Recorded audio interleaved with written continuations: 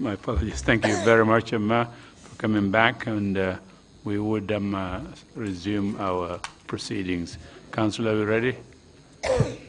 We are ready, Mr. Chairman. Can I ask that the witness be brought in? Thank you.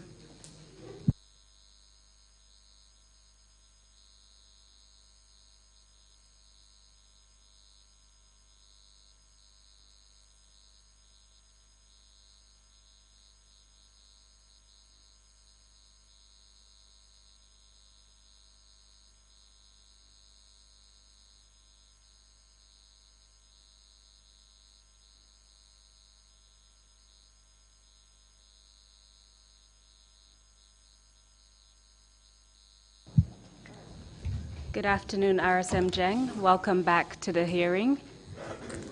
Can you please switch on your microphone? I hope you had a good lunch. Yes, ma'am. Thank you for the lunch. I would just like to remind you that you're still under oath. Yes, ma'am. Prior to the break, the commissioners asked you a couple of questions. In one of your responses, you talked about the civilian composition of the Ministry of Defense. Yes, ma'am. And how that was sometimes an obstacle to understanding how the military functioned. Yes, ma'am. Was there any military personnel embedded within the Ministry of Defense? At that time, no, until later when I believe when the Nigerians came, yes, we had someone there. In 1994, who was the person posted at the Ministry of Defense? Captain Samsudin Sar. Thank you for that clarification. I would like to move on to the events of 21st July, 1994. Yes, ma'am. Just want to make one clarification. When you ask me about NATAC, it's supposed to be Nigerian Army Technical Assistant Group. Thank you very much for that clarification. That's helpful. So if we can proceed now to the events of 21st July, 1994. Can you tell us what happened on that day? 21st of July, 1994, I was at the Army headquarters. On that week, I summoned RSM 5 and the other senior warrant officers to come to the Army headquarters to have a 2 or 3 day workshop and then to come up with a dress code regulation so that we can adopt it, and then I can take it to the Army commander for us to adopt that as a dress code for the Army. Because when I came back from UK, and whilst I was in Farafenye, I noticed a lot of irregularities in the way soldiers dress. So I wanted to make sure everything is standardized, because we have different types of uniforms.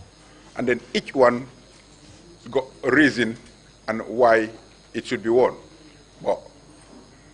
Well, on that point, can you tell us the different types of uniforms that you had at the time and what they signified, if anything? Yes. To start with, we have at the time what we wear when we're doing fatigue, as in general cleaning. We have a combat uniform, what we use for exercises. We had casual green that we use for light ceremonials or when soldiers at times need to go out to dress smart, etc. It's a uniform as well, and more of an office type uniform. And we have a ceremonial uniform as well for ceremonial duties. But when I came, I found that uniforms were used for different purposes, and then we wanted to make it right. They were at the Army headquarters having that meeting themselves, and then 21st, round about 3 p.m. in the afternoon, acting army commander came down to my office and said to me he wants me to join him to the airport for the guard of honor. Then I asked, why, sir? He said, there was this rumor of coup, which is getting stronger and stronger. And then he needs to be at the airport before time, and then he wants to go with me. Then I asked him, do you have names of those involved? And he said, why am I asking that? I said, then we can evict their arrest before going to the airport, because we haven't got time. Any moment from now, the Guard of Honor should start. I was not supposed to be part of the Guard of Honor, because it was at battalion level. So he said, why am I asking that? And then we had a little bit of a disagreement. And then I said, okay, sir. I went to the office where they were having the meeting, and I told them that I'm going to use their Land Rover vehicle to go to the airport, and we'll send it back to pick them. So when you refer to the acting commander, is that Colonel Colonel Akoji.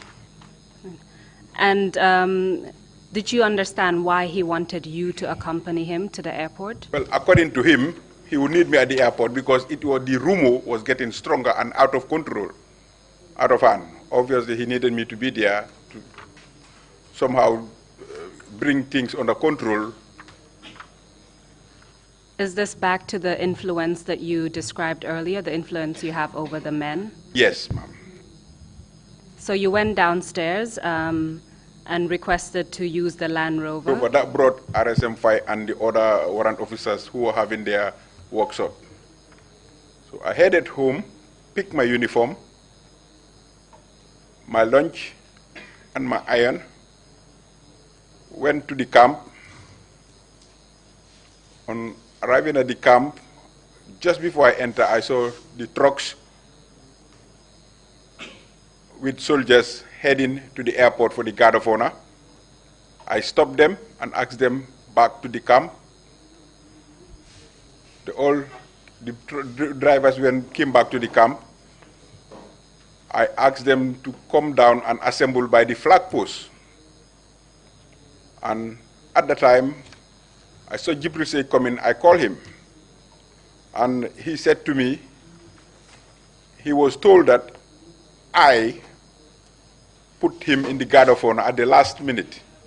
I said, no, I did not get anyone or told anyone to put you in the Guard of Honor, but I would need you at the airport.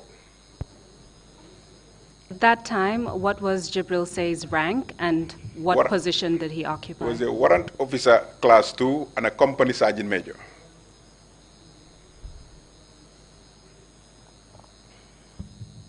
So after you told him to proceed with you, what happened next? Yes, the soldiers came down of the vehicles and assembled there, waiting for me. And then Lieutenant Edward Singate came very shaking to me and said to me, RSM, sir. I said, yes. He said, is there any problem? I said, why? He said, it's not normal to see you in the camp at this time. I said, no, nothing happened. I'm here simply because since I came, I found a lot of things going wrong, and I'm rewriting back the parade formats we have, and Guard of Honor is going to be part of it. That's why I am here, to see how you people conduct the Guard of Honor. He said, I think there is more to it. I said, let someone tell me if there is anything happening. He went. Jibril Sey came to me, we stood aside. He told me that your coming to camp was very timely. I said, why? He told me that those vehicles were already loaded with live ammunition. Live rounds were loaded into the trucks heading to the airport. The fact that I stopped the vehicles and then asked everyone down for me to come and inspect them before they go, they, everything was unloaded, the trucks sent back to the armory. Did Jibril say stop the truck at all from leaving? If he knew that there were live rounds in the truck, did he have the authority to do anything about that? No, but I stopped the truck before they leave the camp. That was when I just arrived at the camp. But that was prior to your conversation with Yes. Jibril Say. He was not part of the guard of honor up to the last minute. Why he was put in the guard of honor, I don't know. What I'm trying to understand is why you stopped the truck as soon as you arrived. Okay, because the way and manner I saw the soldiers dressed, going for guard of honor, that was not how we prepare. Normally, if we have a guard of honor or any parade, soldiers will take 48 to 72 hours getting themselves ready, neat, sign-in boots, etc., to go to that parade. But when I saw them, I saw some of them with these dark glasses, goggles, some with red, yellow, green ribbons on their arms, which was very unusual for me. So at the time, I was very mad. I stopped them and then ordered everybody to come down and then wait for me by the flag post. And then that was that time, then Jibril Say came. And then after when I finished talking to Jibril Say, Lieutenant Yaya Jammeh came. And we went through the same conversation as Edward Singate. Tell us what he said and what you told him. When he came, myself and him, we used to call each other man. Man, man. He said to me, man. I say, yes, man. He said, anything happened? I said, no. He asked why I was in the camp at the time. I said, I'm just here to see how you people conduct the guard of honor so I can add it into my writings. Is there anything? He said, no, not normal for us to see you in the camp at this time. I said, let someone tell me if anything is happening. But that was it, and then he went back towards the officers' mess. And then... At that point, did you suspect any involvement in relation to Edward Singate and Yaya Jammeh at that time? No. Roughly how many soldiers are part of a guard of honor? We used to have about 2 platoons. There's about 30. It was the color guard. So after you spoke to Lieutenant Yaya Jammeh, he went towards the officers' mess? Towards the officers' mess, yes. Can you tell us what happened after? Yes, and then I addressed the soldiers. I told them, we haven't got time. But I was very disappointed the way I found them dressed, ready to go for the guard of honor. The only thing that would stop me dealing with them when we come back from the guard of honor was if I have a good parade. And they all shouted, yes, sir, we'll give it to you. At this time, I was just using my own skills of getting the best out of them for what I was just made to be aware of. Then I took all the goggles they had and asked them to remove all those ribbons and then get a couple of brushes from the quartermaster because it was late for them to just brush their shoes. At the camp, there I did carry out NSP, normal safety precautions, to make sure all the weapons were cleared in the camp.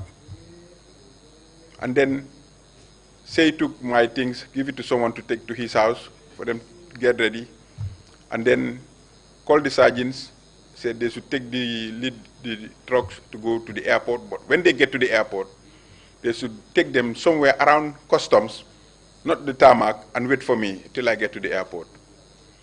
So you mentioned that 2 platoons were involved in that particular guard of honor. Yes. Do you recall who the leaders were of the 2 platoons? No, when we're doing a guard of honor, what happened is we have a parade commander who was Captain Momodu Sonko, I believe, yes. And then we had 2 sergeants plus the parade sergeant major. So you could see that's why it wasn't a parade that warranted me to be. But if their RSM was there, he would have attended it RSM-5. The most senior warrant officer was to go with them at the airport. So please continue. Then the trucks left the camp to the airport. I went to Jibril Sey's house to get dressed. On my way to Jibril Sey's house, we had a lady at the time who was living there called Tolel Jeng, married to couple Laisen, who was the very first one who said to me, RSM, your soldiers are not telling truth. They've been rumoring about coup. So I just walked past and then went to Sey's house. And then that's where I get dressed and then told Sey that he has to come with me to the airport. So came to the camp, bought vehicle, went to the airport. When we got to the airport, I went to the soldiers. They got down, assembled, ready for the guard of honor, sorry. And then I addressed them there again of this rumor been peddling around us and warned them about the consequences of any of them carrying live round or blank ammunition when they were not supposed to be in possession of any, and what the consequences could be. And they told me, sir, we haven't got anything. And it was the request, even their request, you can search us. I said, I'm not going to search you, but I will give you my bag. Walk back to the officers. But if any of you should be in the position of anything, just drop it on the floor. I don't need to know who dropped it or to who does it belong to. And they all shouted, no, sir, we are clear, sir. I say, okay, then we open the ranks and then do a normal safety precaution again at the airport. NSP, that's normal. We did that. How is that conducted? Yes, it is in the military.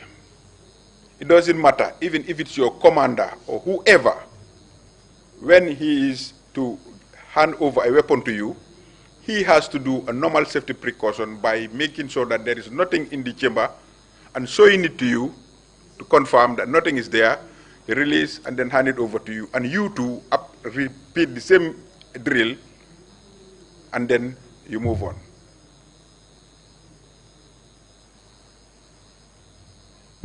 So were any of the soldiers actually disarmed at the airport at that stage? No one who was part of that guard of honor was disarmed. None of them was disarmed because they needed their rifles to carry on the drills they were supposed to be doing on the parade.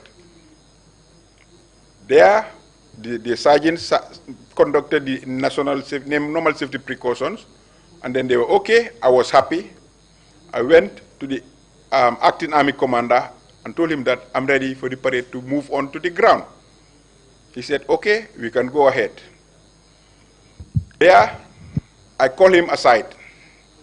I told him that the only person on the ground who's got his 9mm pistol and 9mm live rounds, 9 in number, was Lieutenant Yaya Jammeh. It was normal at the time for him to have it. As the military police commander, he was armed. Even the military police personnel too were armed. But none of them were at the airport because they were not supposed to be there. They haven't got nothing to do there. It was only Yaya who was there as possibly the military police commander. Sorry, just to clarify, Lieutenant Yaya Jammeh was present at the airport? Yes, ma'am. But the rest of his military police were not present, They were not. according to you? They were not. Do you recall the size of the military police unit at that time? It was about, I would say about 7 to 10. Okay, so at that stage, only Lieutenant Yaya Jammeh was armed, which was normal, considering he he's... carries every day. He carries his arm every day with him. So what happened?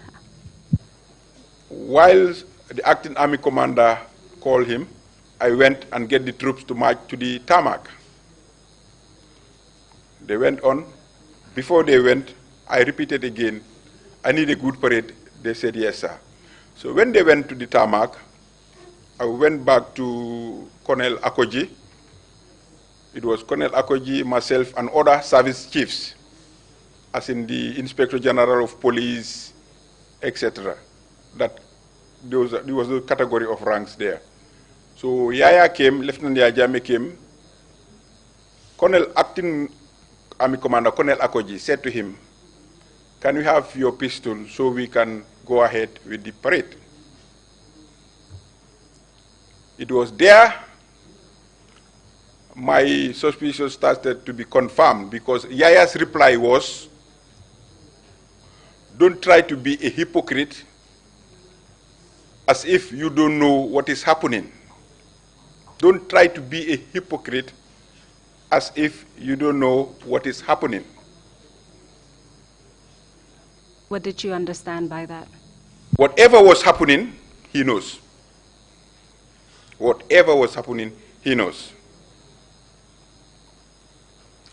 Then I said to him, man, if your conscience are clear, can you hand over the pistol so we can start the parade? He went on slowly, removing the belt, the host, and then Colonel Akoji stretched his arm. He brushes it off his arm. I took it off him, took Colonel Akoji's car keys, went and locked it in his car boot of his car. Now, understanding that discipline is an important matter within the Army. Yes. When Lieutenant Yaya Jammeh brushed the hand of the Colonel Akoji, who was the acting Army commander. Colonel Akoji. Exactly. Was anything done to Lieutenant Jammeh for those actions? Not there at the airport, but I believe if, under normal circumstances, if we were to go back to the camp, he should be dealt with. Because he was a commissioned officer, well, I would have expected him to be dealt with. Because if it was any rank below me.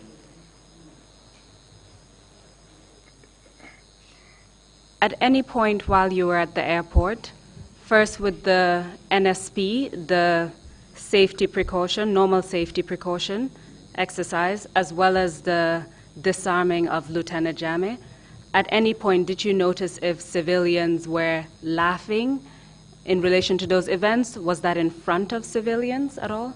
Not at all, not in front of civilians. This happened only where service chiefs were. The only other thing that happened was when I was going to place it in his boot, car boot, well, I had a couple of claps from on top of the vehicles. Those were soldiers.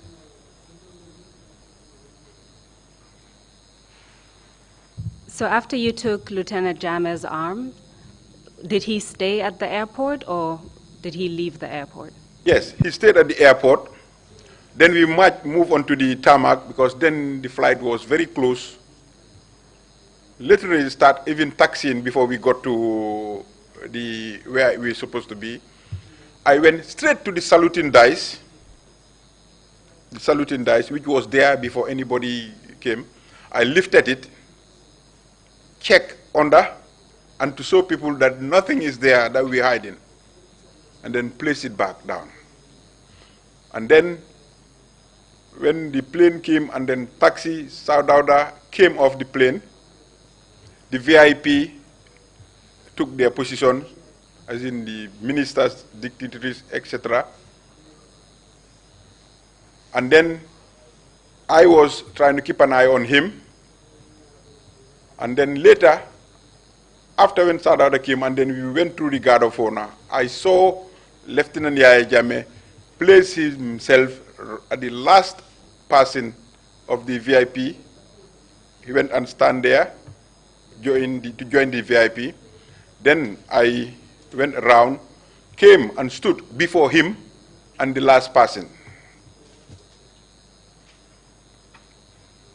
He was there. Then I stepped back, Lieutenant Lantombong Tamba was behind the line, and I said to him, I would like him to get a couple of his men to keep an eye on Lieutenant Yaya Jammeh, because he is the only personnel from GNA who is trying to be otherwise. This was exactly the words I used. You told us that it was normal for him to have his weapon at the parade. No, ma'am. It was normal for him to have his weapon as the military police commander. He always goes with it. But this time at the airport, because of what was happening, it was, then I told Colonel Akoji, the acting army commander, that the only person on the ground with his pistol with live round is Lieutenant Yaya Jammeh. If we can get it off him, then we can start the parade. I could not, because he's a commissioned officer. So that's why I wanted the army commander himself, acting army commander himself, to call him and get it off him. But I went and stood there when he called him. So you told Lieutenant Langtombong Tamba to keep an eye on him, get a couple of his men to keep an eye on him. What happened next? And where he went and placed himself at the end of the VIP lineup, he was not supposed to be there. Because he was not supposed to be there, I went and stood before him and the last person. When Sadauda came, the guard of honor came to greet with the VIP, so I will be the last person. After I finished saluting him, down, I turned facing him and Yaya Jammeh. I turned facing him and Yaya Jammeh. So Yaya saluted him, down, they shook hands, down, Sadauda went. That was the end of the line. Sadauda went. After that, I approached him and said, man, what is happening? He said, nothing. Why did you refer to each other as man? Was there any particular reason for that? It was a nickname that we just calling each other. Because what happened is he was the military police commander, I was the RSM. Whatever case I have for investigation, I passed to him to do the investigation. It was there we just got this. Yeah. So after President Jawara left, and you had this conversation, you asked him what was happening, and he said nothing. Nothing. What happened next? This time, then, what happened is I asked the troop to stay at the airport, not to leave. Everyone should stay until the last VIP left the airport. That happened. We left the airport round about, I think about 7, 8 or so, round about 8. And then I led them to the camp, where I stayed and supervised all the weapons back into the armory.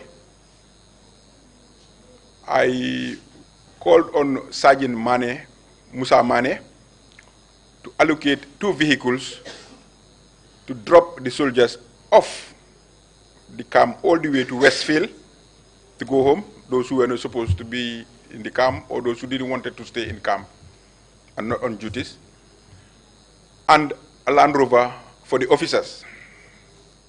So the officers and the soldiers were in separate vehicles? Yes, we don't mix them.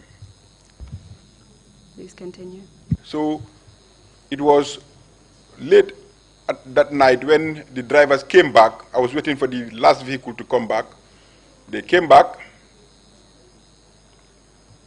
all packed. Then Sergeant Mane later came to me and said, the driver that took the officers wanted to come and speak to me, but he was afraid to do so. What is the name of the driver? Couple Damfa. I'm not sure whether it's Bakari. It's the couple Damfa, but he's late now. So I asked him what was it about. He said, the officer said, now that the RSM is aware, he is definitely aware, and if we should stay, they may be arrested, that they should have commanded the vehicle and then escape through Casamas.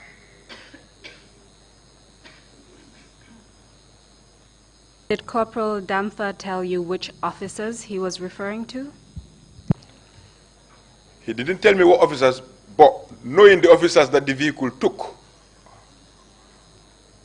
to drop off, I would only believe it was those ones. And it was Lieutenant Yaya Jammeh, Lieutenant Edward Singate,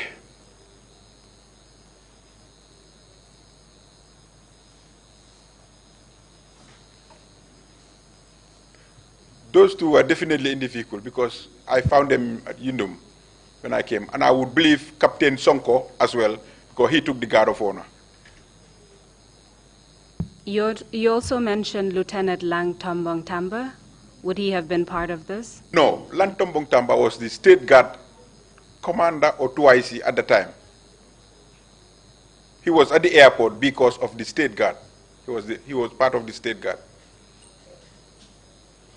So as far as you recall, it would have been Lieutenant Yaya Jammeh, Lieutenant Edward Sinyate, and Captain Momodu Sonko. Sonko and a couple of other officers who were... You don't recall? I can recall, yes, ma'am. Please continue. Was very upset hearing that. I went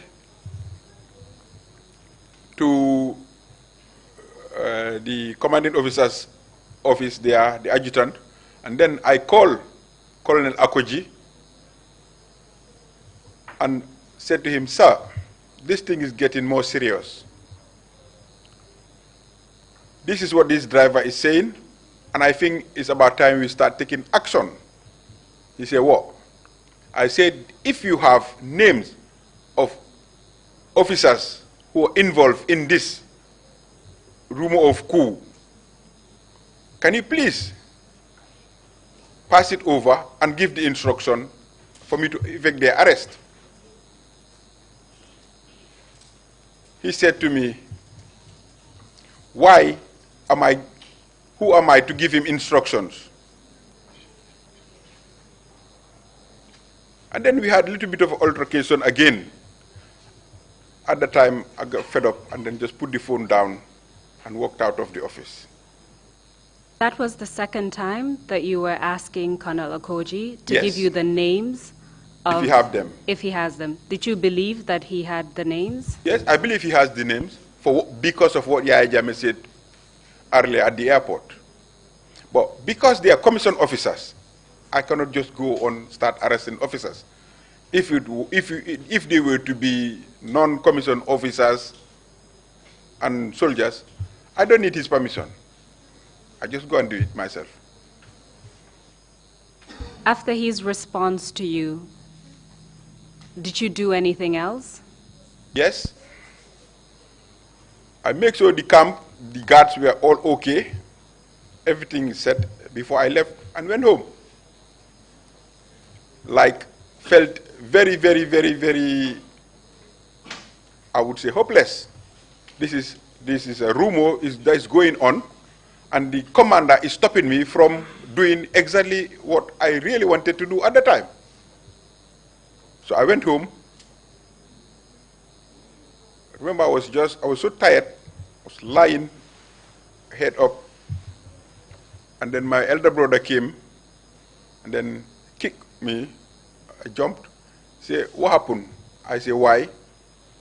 He said, "Because Baba Saho of then NSS was just going around the house and asking people if I'm in."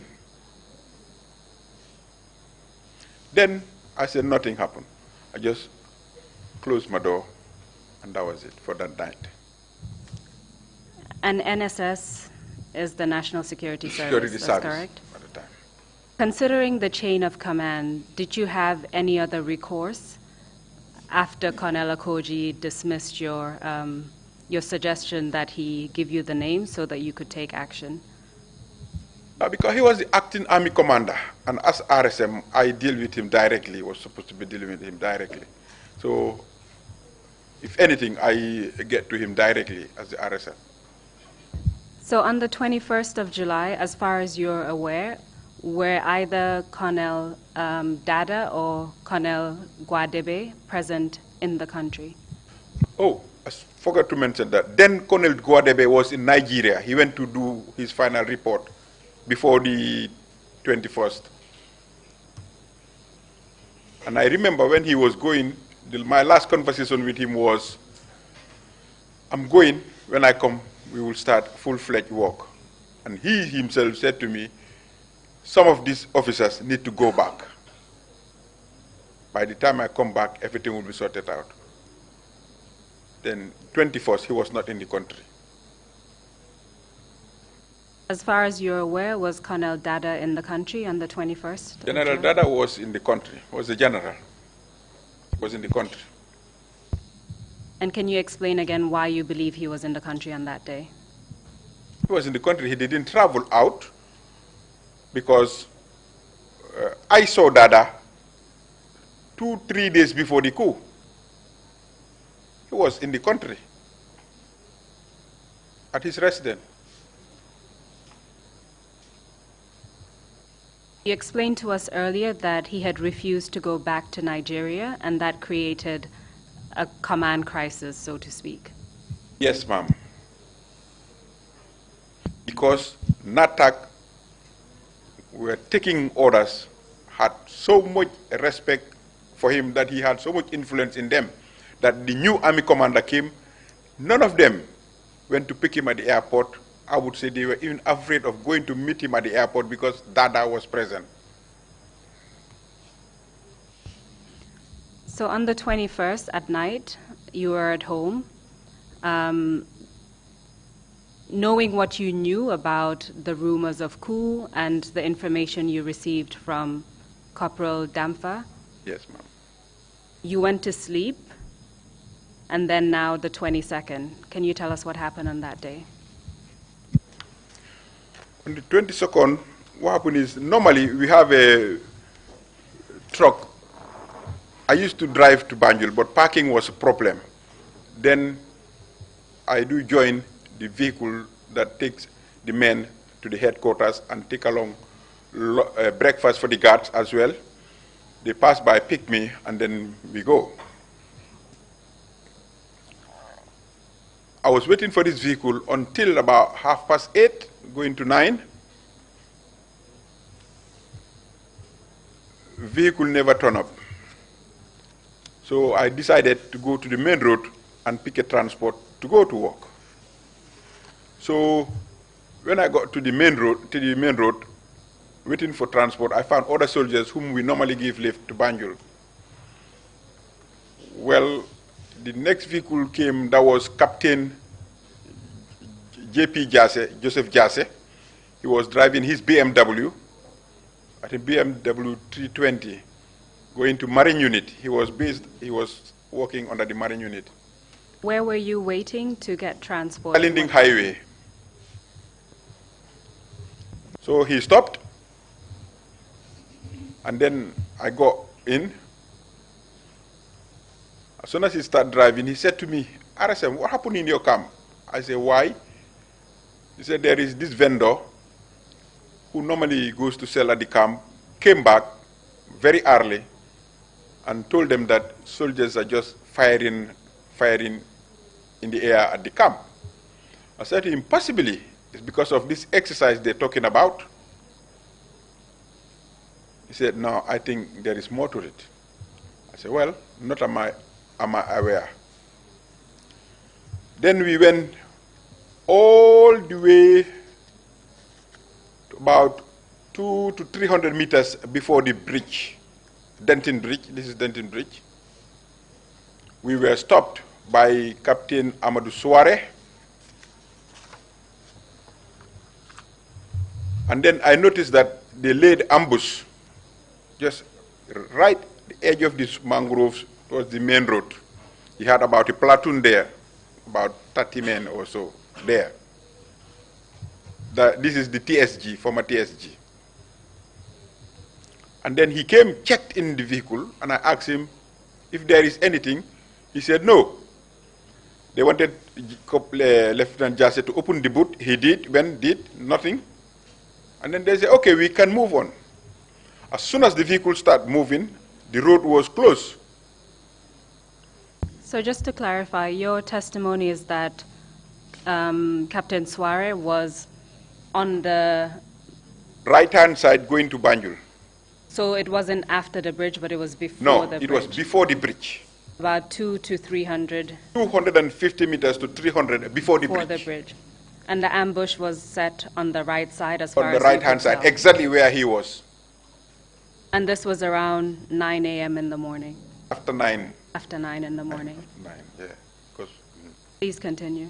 And then, immediately after the vehicle started moving, the road was closed. They came out of the ambush. They closed the road. Before we reached the bridge, the vehicle was stopped just about 10-15 meters before the bridge. It was stopped by Sergeant or Staff Sergeant then, Alaji Martin, plus about 3 other TSG personnel. The other one was Gina Sambu. I can't remember the others. And then I asked why. They said they were there because they were instructed to stop me, RSM Jeng, from going into Banjul. And I say, why? He would not give me any answer. Who spoke to you at that point? Alaji Martin. And then we all came down. We had a private soldier then who was very short-tempered, LBCC. He said he was not going, leaving me behind. I said, no, you will have to go. There was a little bit of argument. Lieutenant Jase was present until I convinced Lieutenant Jase and the soldiers that they can go and leave me behind. So it was you and Lieutenant Jase who were in the vehicle? Plus other soldiers he gave lift going to Banjul. And they were all let to go, but you were stopped? Yes. I was stopped from going to Banjul. Please continue. And then I asked Alaji Martin why, but he could not give me answers.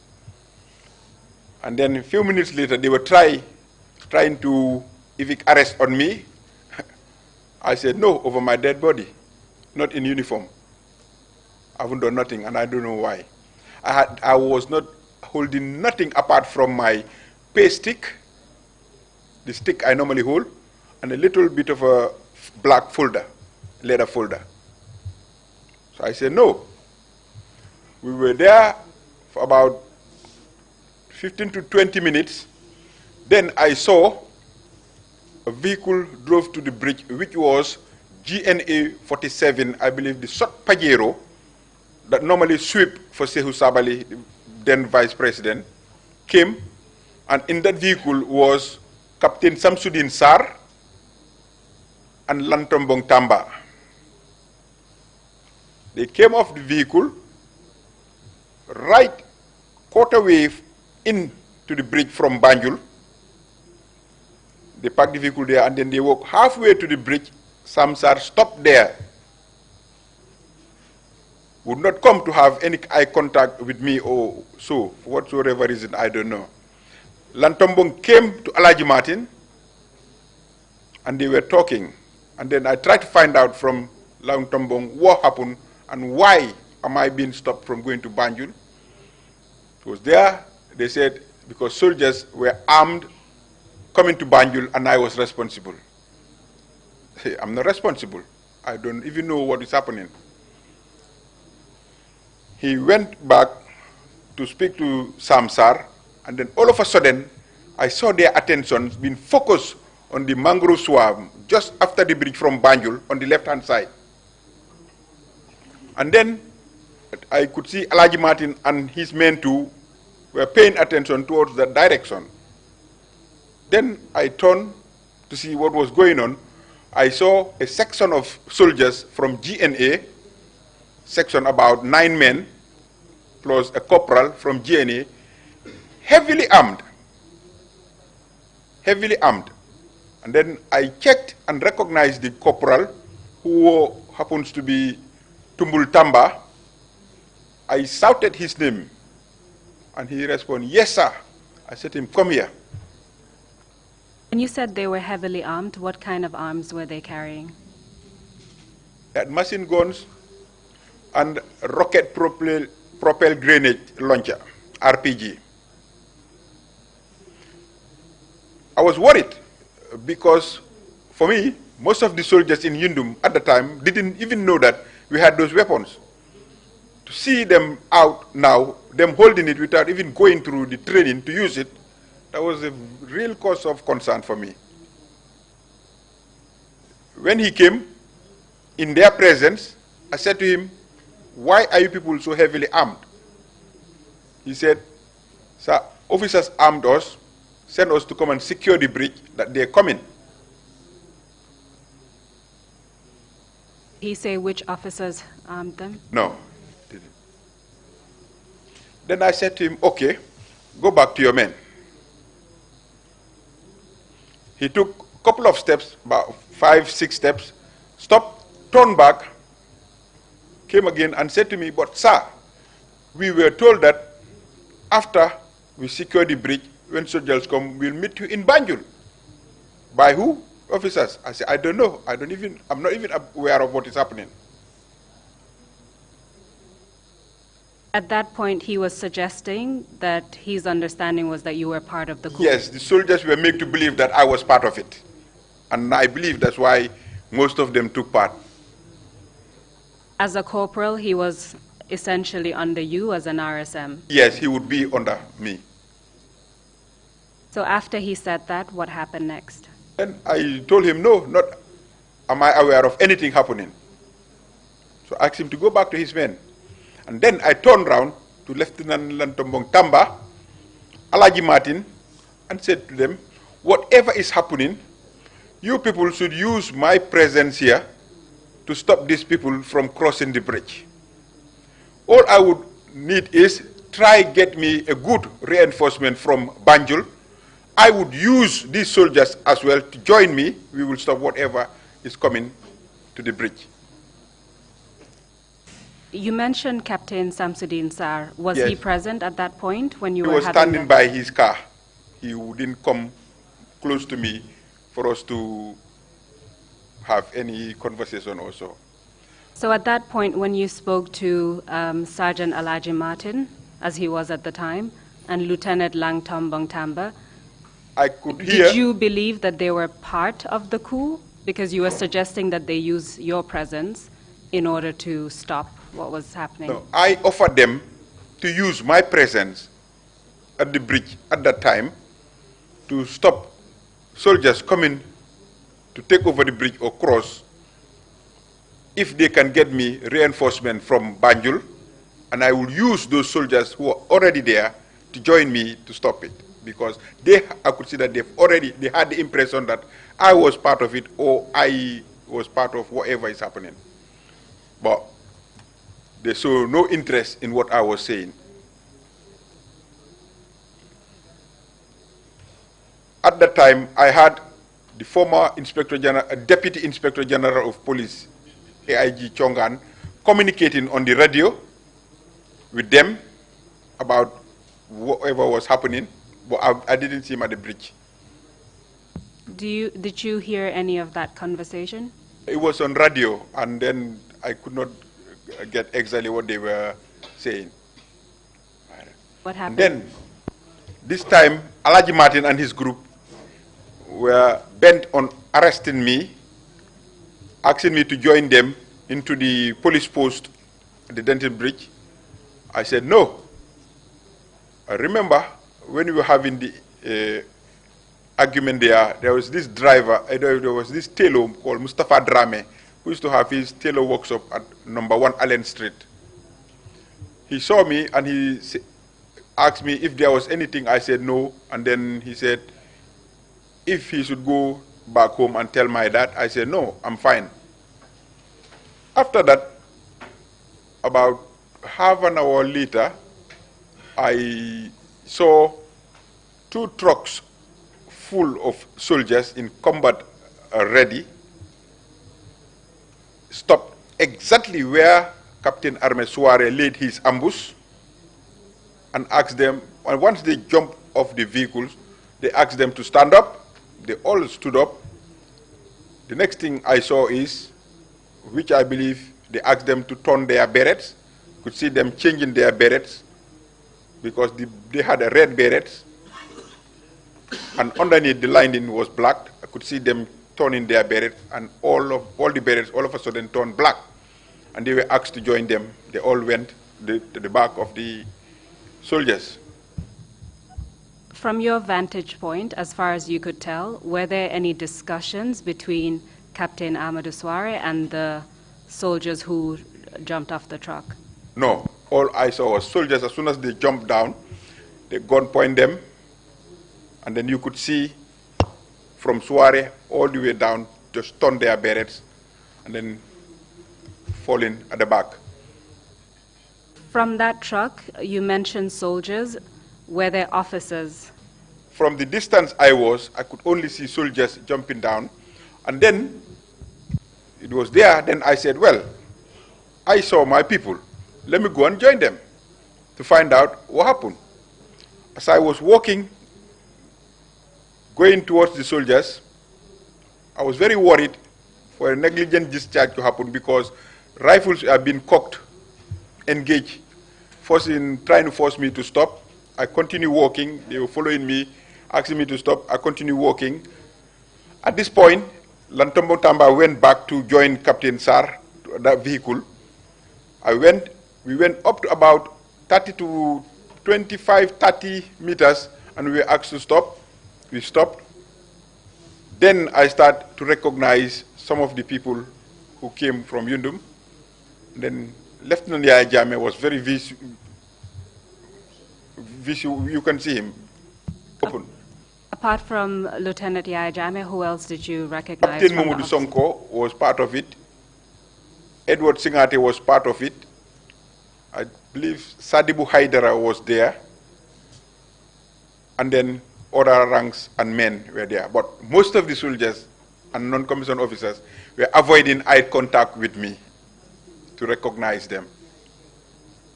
Even Edward Singate was avoiding me. So Yaya said... As far as you could tell at that point, was Lieutenant Sanasabali part of that group? No, it was not. Please continue. Then Lieutenant Yaya Jammeh said to me, man, I said, man. He said, what happened? I said, I was going to walk and I was stopped here. Can someone tell me what's happening? He said to me in Wolof, "Ni amuñ fayda," as in, they are foolish, something like that. And then, come, we will explain to you. So I went we were standing about 3-4 meters before the line up there. And I asked, what's the problem? At the time, he said to me, we're going to Banjul to demonstrate against NATAC. This is the Nigerian Training Assistant Group. Then I said, why? He said, everyone knows and sees that all our privileges have disappeared or gone since they came. But then I said, but don't you think there is another way we could channel it and get our points across? He said to me, man, this is why you were not informed of what is happening. You know, if you were to be informed, you will not take this route. Just as I was about... So at that point, what he mentioned was protests against NATAC. Against NATAC. It wasn't a as coup. far... Protest against NATAC. Please continue. Then he came, before I say anything again, he didn't wanted the soldiers to hear possibly what I was going to say again also. He said to me, let's stand aside for an explanation. We went aside. He said to me, we all knew your position. You will not support this. But there is more to it. Didn't say what that more mean, but there is more to it. And the fact that we all know that you've had enough and you decided that you're leaving, and that's 30th of July, I was going to leave the army. That's why we didn't involve you or inform you of anything.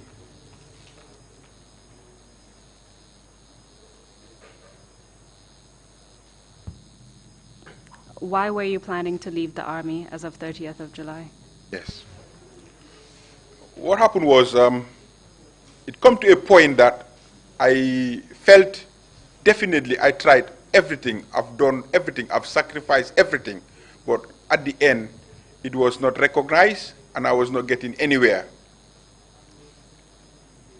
That at the end of my 10-year service, I will leave. Because, as I can recollect, since I joined the Army, I had never gone on annual leave. The only time I took 2 weeks off was when I came back from my training in the UK, and as soon as I started training, went into the third day, I was recalled back. So I went back to duties, apart from when I was sick. So at that time, 22nd July, I packed everything I had in a suitcase. The 30th of July, they released me, I will go. They haven't released me, I will put it down and then leave.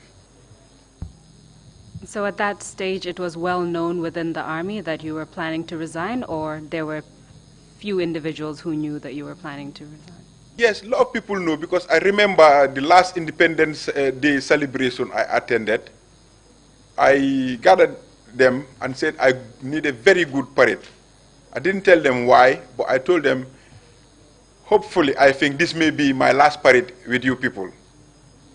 It didn't went down very well, but I didn't tell them why, but that was my reason.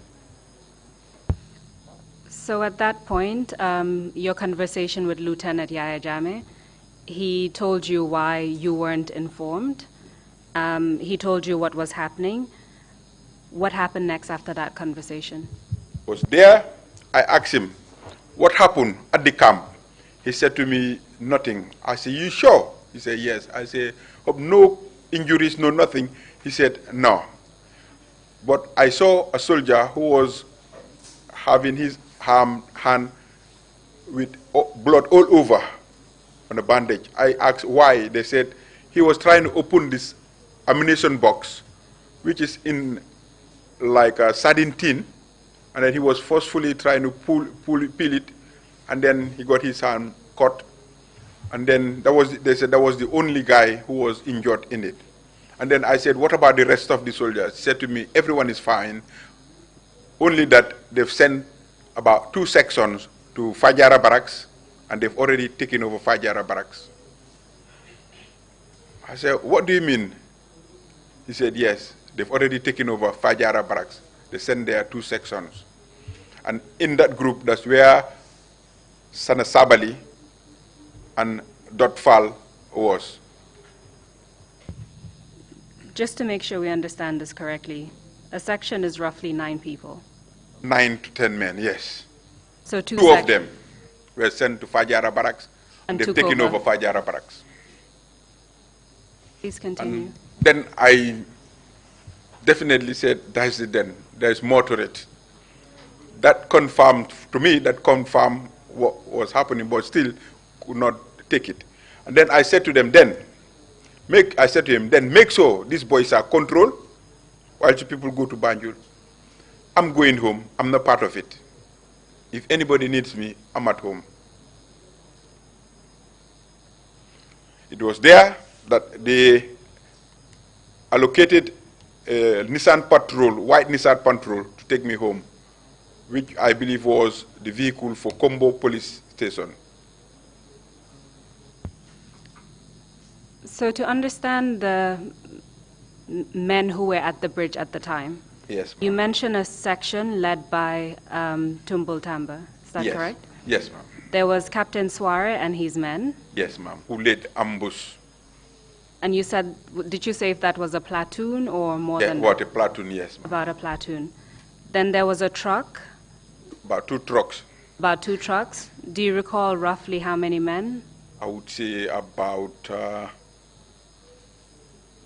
40 men or less. So in total, we're talking about less than 100 men? Less than 40. It's less than 40, not up to 40. So in total, an estimate of, say, about 100 men or less than that?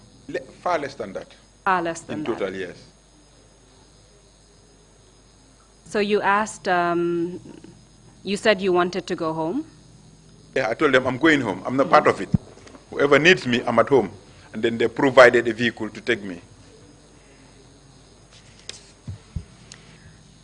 Knowing what you knew at the time about what was happening, did you take any steps to thwart the coup, essentially, or the protest at that time? Did you take any steps after you left the bridge? At the time, there is nothing I could do there.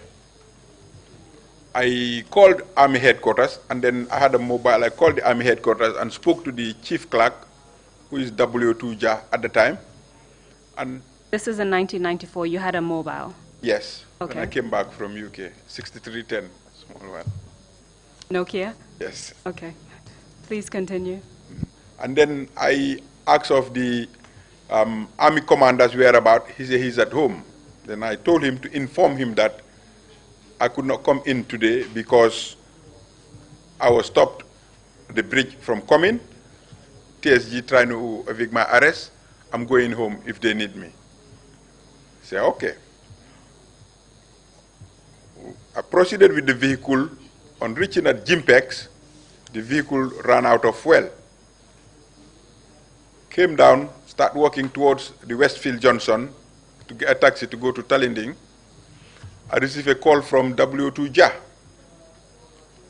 and said the acting army commander wants me to go and meet him at his residence. W2 Jack was the clerk. His is that chief correct? clerk. Chief Yes. clerk. I said, okay.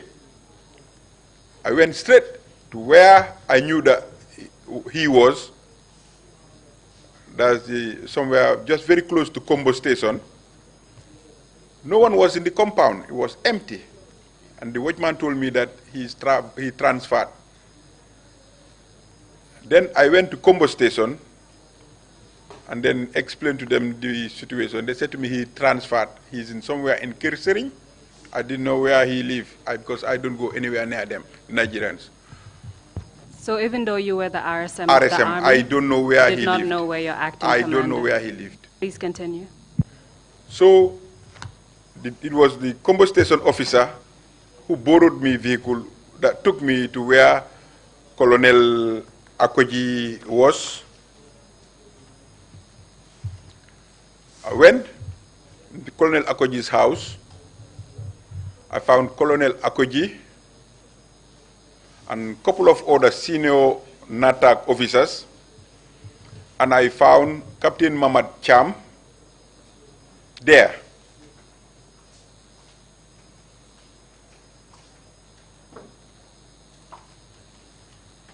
Yes. And then when I got, he told me that, have you seen the boys? I said, yes, sir. I was stopped at the bridge by TSG trying to arrest me.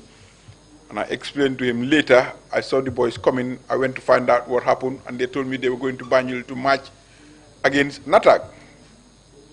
You were speaking to Colonel Akoji. Colonel Akoji. And then he left. Barely 10 minutes into the room, he called Captain Mamad Cham, and they went into the bedroom.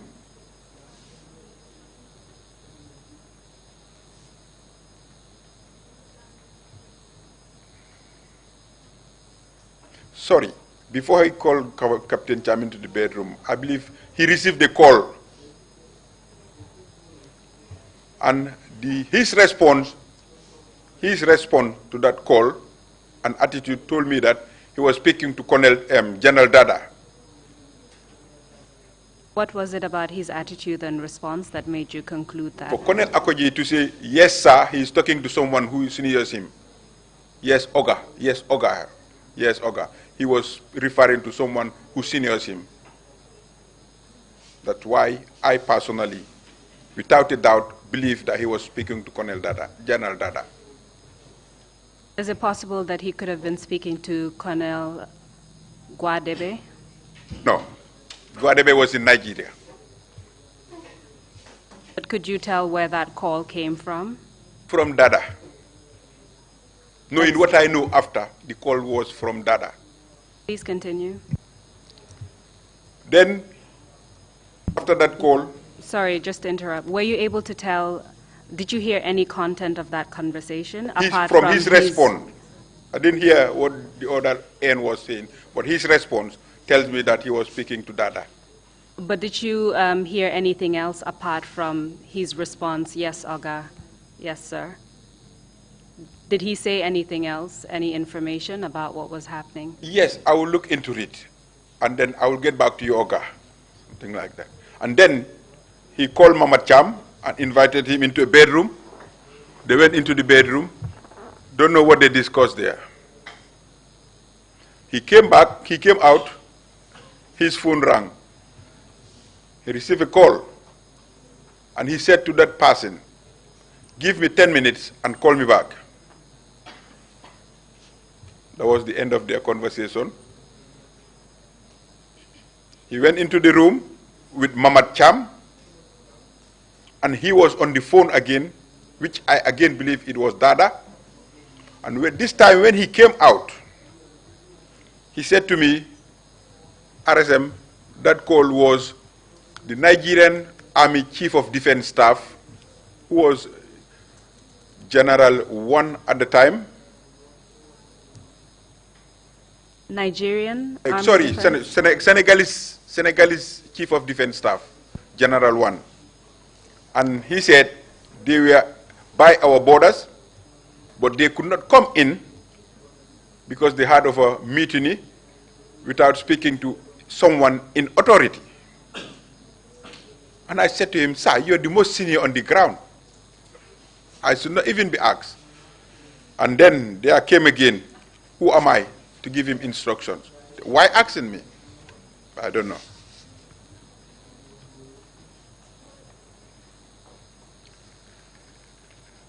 After some time again, he kept repeating it back into the room with Mama Cham.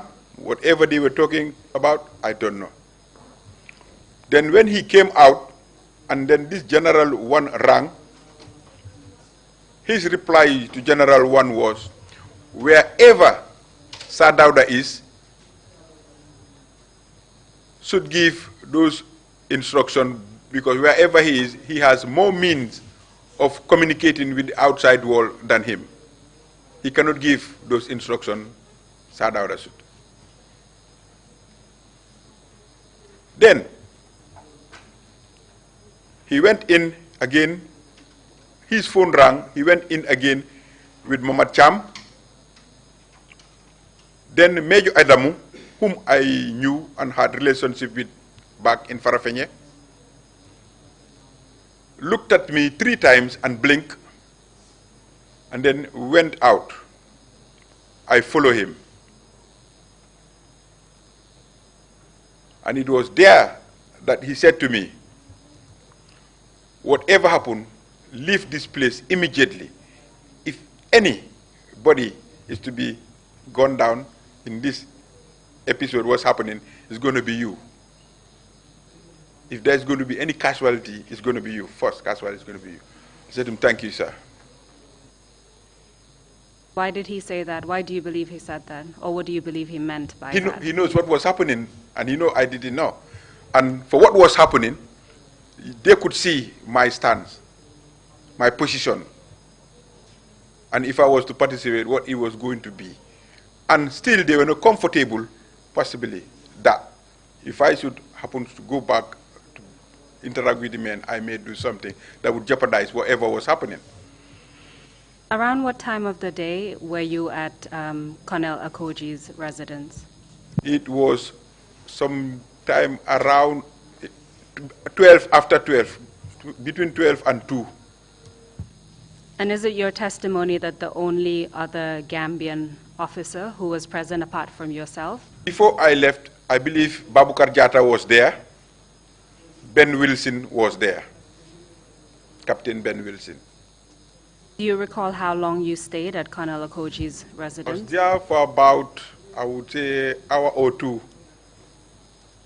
And then after that thing I had with Adamu, came back in, and then Colonel Akoji said to me, RSM, we want you to go to Banjul and stop these boys. Now knowing what I just was informed by Major Adamu, I said to him, I'm not going, because I felt it was a trap for me. I said to him, I'm not going. I'm going home. Whoever needs me, I'm at home. I left the house. That's how I left the house. Turned left, right again, and then disappeared from there. I didn't know where I was. So I was using the water tank in Bakote as my point of orientation to head towards Tipagaras to go home. So as the acting commander of the Gambia National Army at that time, to your knowledge, did Colonel Akoji take any steps to counter what was taking place at the time? No, not at all. After you left his residence, where did you go next? After I left there, I was walking, heading home, and then when I got to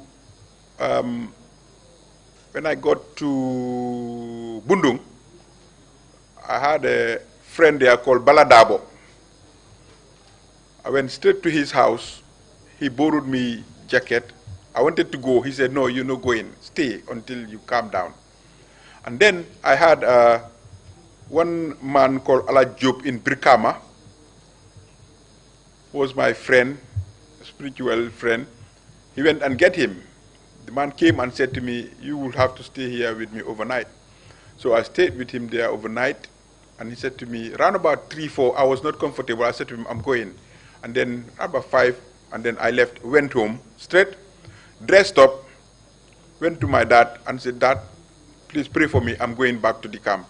They said, no. I said, no, I'm not comfortable. My conscience is not telling me not to stay. I must go and see what is happening at the camp. Then I came to the main road, and then saw a truck coming from Banjul end. I stopped it. It went and then reversed back. It was RSM-5 in the truck. And then I got into the truck straight away, and then I went mad on him and said, how can this happen in your camp? How can this happen in your camp without you knowing and telling me? I didn't get any answers from him. So we didn't speak until we got to the camp.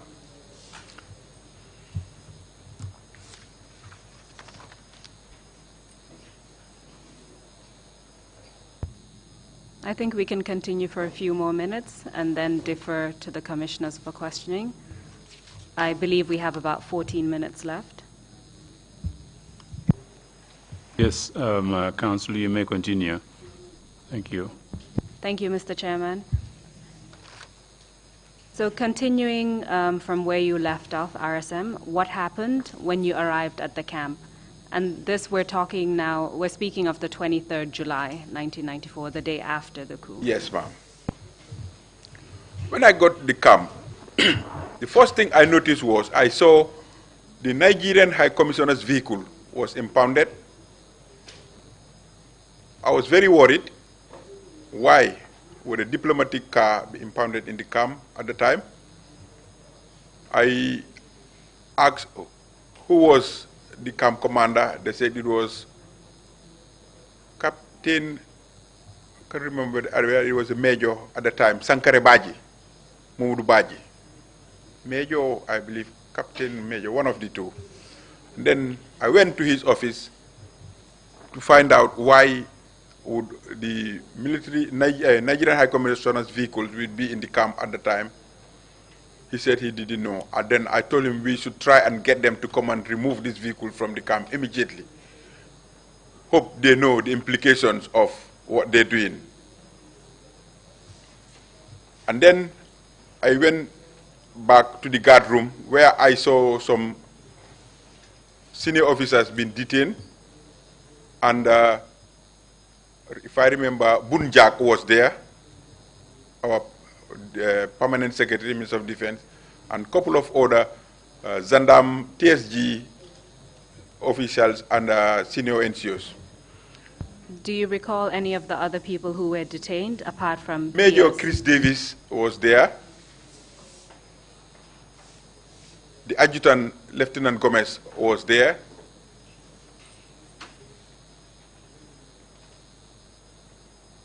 A couple of other officers were there. Were they all detained in the same place? Yes, ma'am, in the guard room, Yundum Barracks. We have a cell there that takes about 7 or 8. And the people that you saw in that cell, were they roughly 7 or 8 or more than Not that? up to 7 or 8.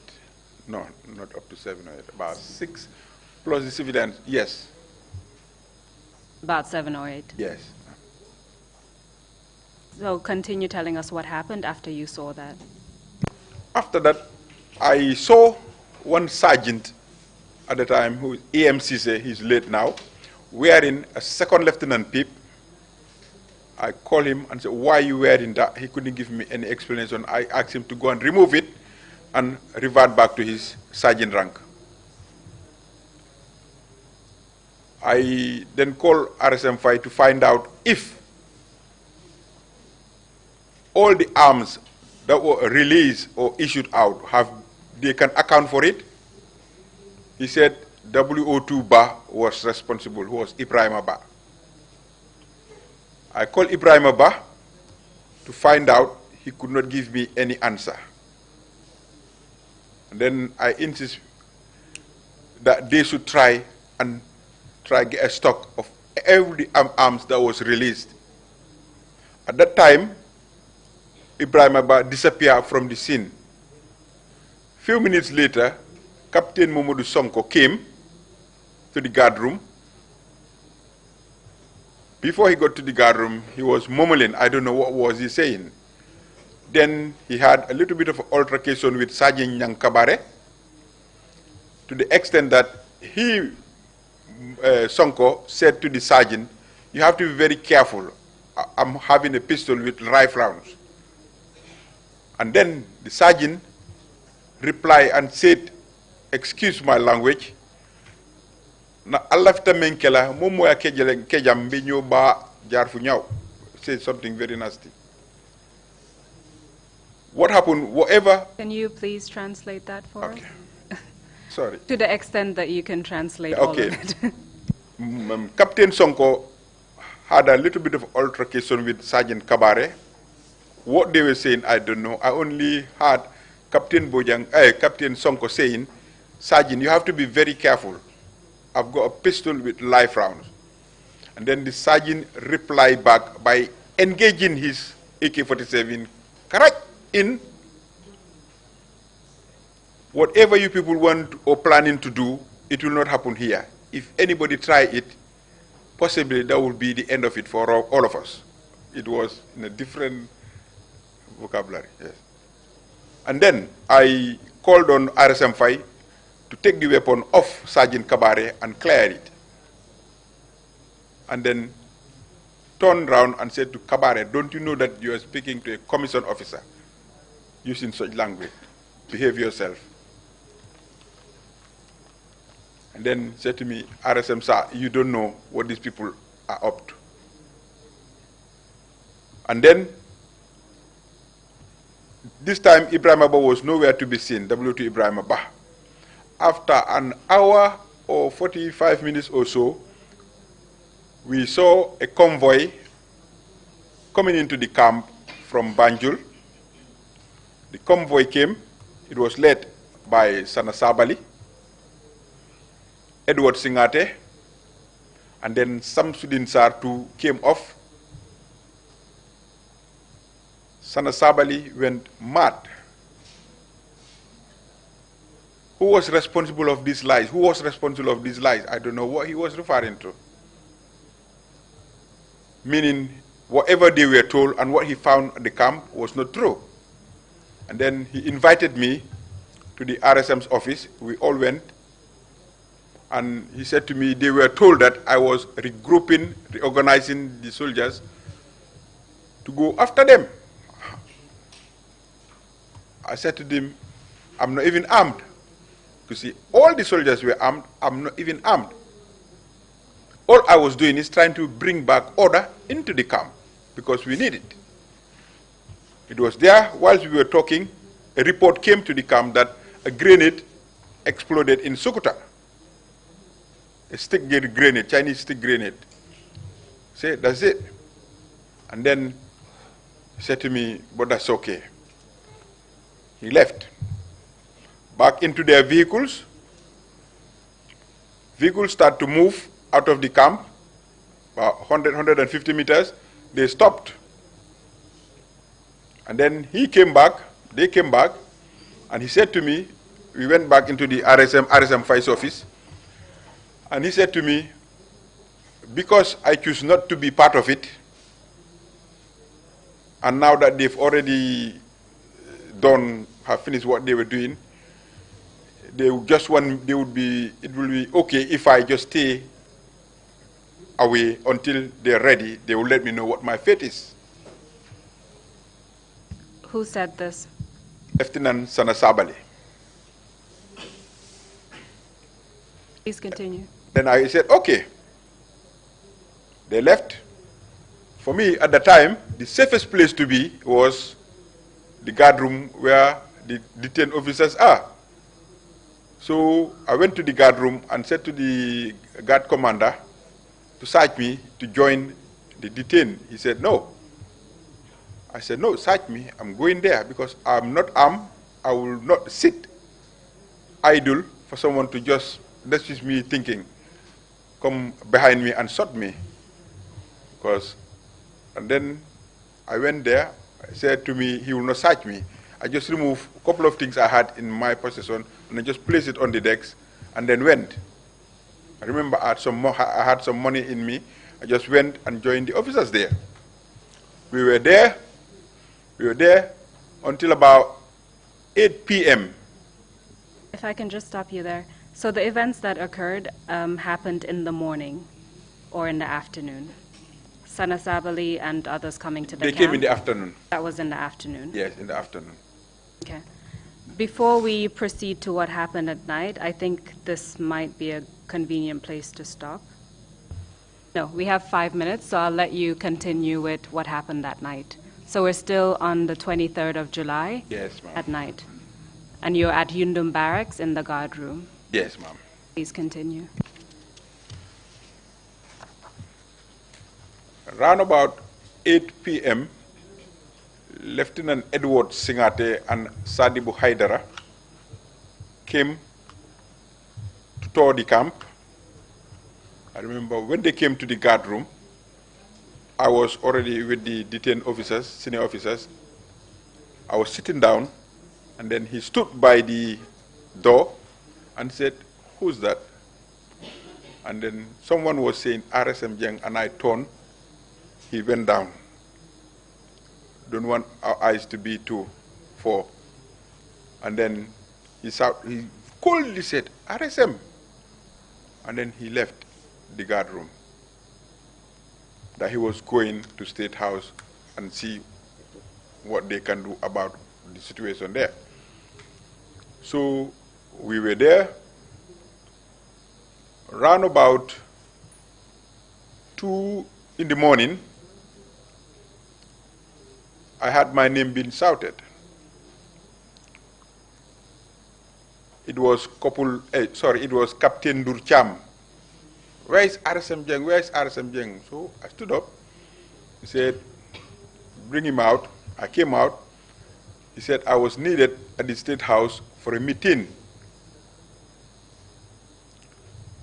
I said, okay. Can I take my things? They said, no. Let's go.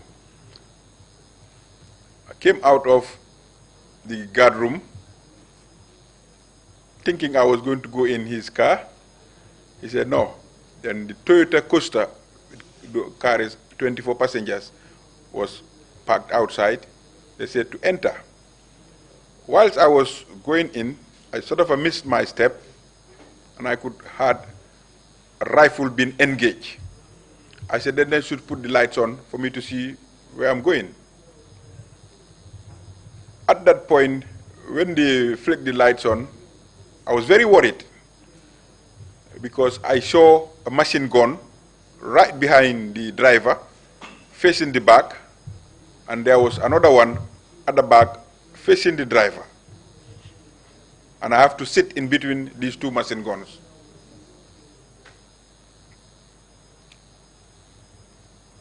So I entered, the vehicle started rolling out of the camp. At that point, I thought I was going to be executed. So the vehicle started rolling out onto the Banjul Highway. We came all the way to exactly the very spot Suare laid his ambush. The vehicles indicated right and stopped. Captain Cham came and was shouting and insulting the driver. Why is he slowing down, not speeding up to follow his convoy? Then I said to him, Captain Cham, be very careful. He said to me, I'm not talking to you. Then we found out that the driver was crying, that he was carrying me wherever he was going to. He was crying. And it was that same couple damper again. So the vehicle started rolling in speed this time to mile 2. When we got to mile 2, then I said, thank God, I'm going to be locked up. And then that's how it started. I went into mile 2 as the first person to be taken to mile 2. Thank you very much, RSM. I believe it's a good place to stop, and we'll continue tomorrow morning. Mr. Chairman, I hand the floor over to you. Thank you. Thank you very much indeed. Council, I'm not sure in this circumstance if we can pose any questions. Commissioner Sama, would you agree with me that we wait till tomorrow and he finishes? I'm fine. Thank you for that understanding. Thank you very much indeed. Mr. Jang, wonderful. Thanks for your testimony. I hope you have a good rest this evening, and we will come back here at 10 o'clock tomorrow morning. Thank you, sir. Meeting is adjourned. Thank you.